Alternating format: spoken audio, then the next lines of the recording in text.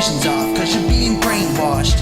Brainwashed, brainwashed. If you wanna know what's really going on, search for the answers and question it all. Turn your televisions off, cause you're being brainwashed.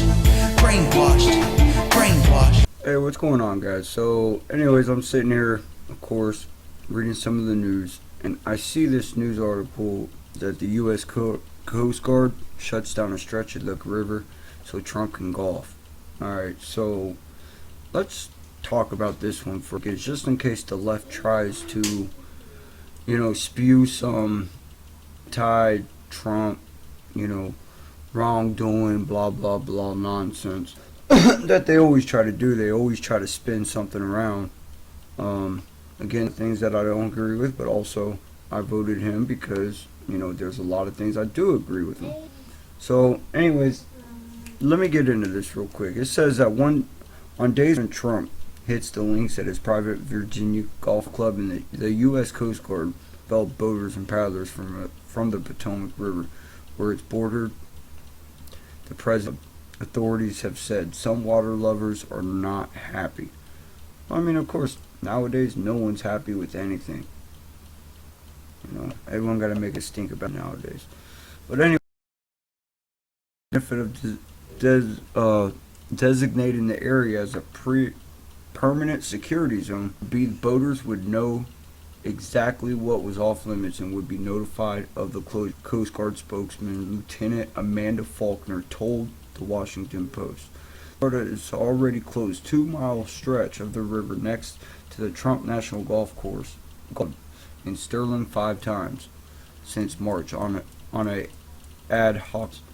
Now I can understand, 5 times from March. Well, you guys got to remember that Donald Trump is the acting president of the United States. I have a national security team with him wherever he goes, and with it being a main course, I'm pretty sure, there's some yard there.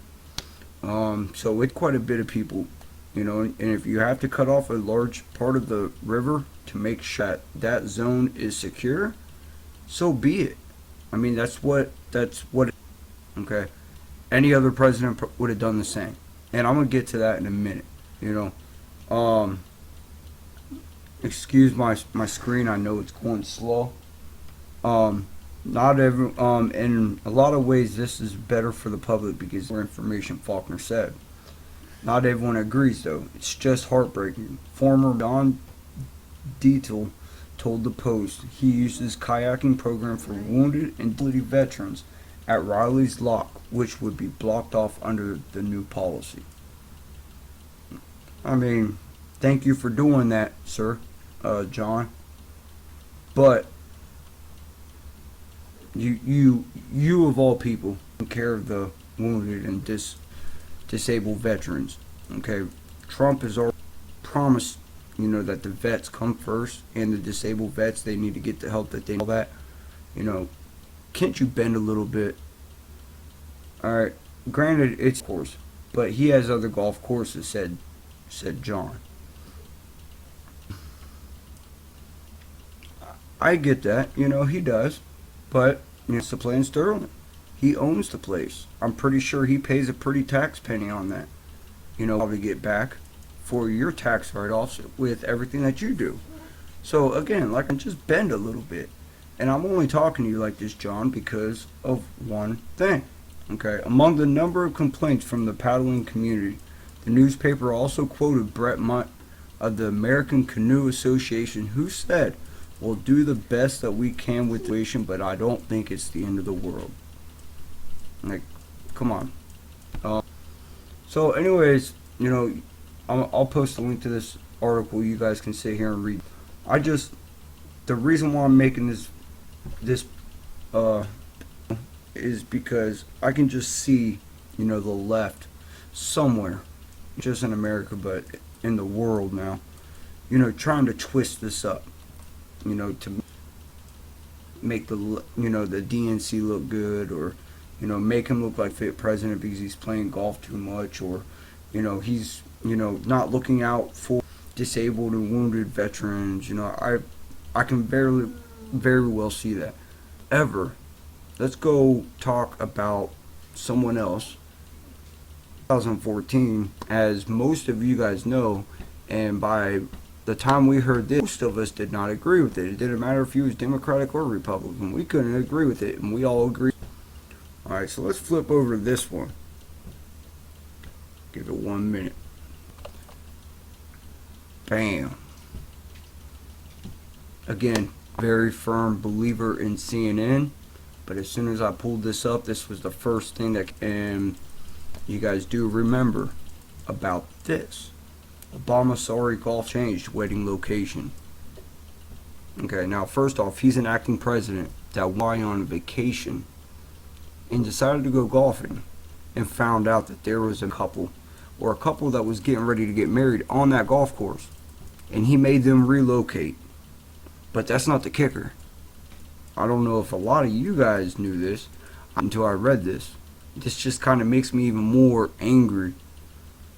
Here we go. The story highlights an army couple had to relocate their wedding because of the president game. An army couple had to relocate their wedding so Obama can golf.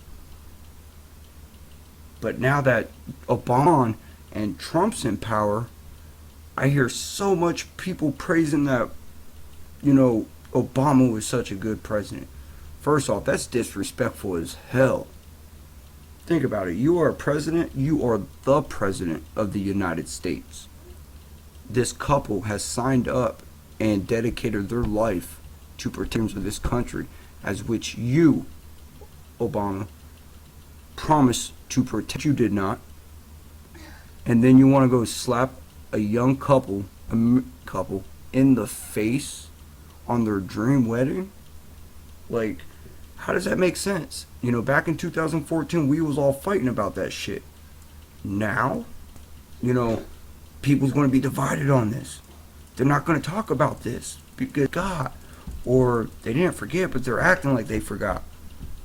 It's just crazy of the rhetoric that goes on both sides. It's just insane. Let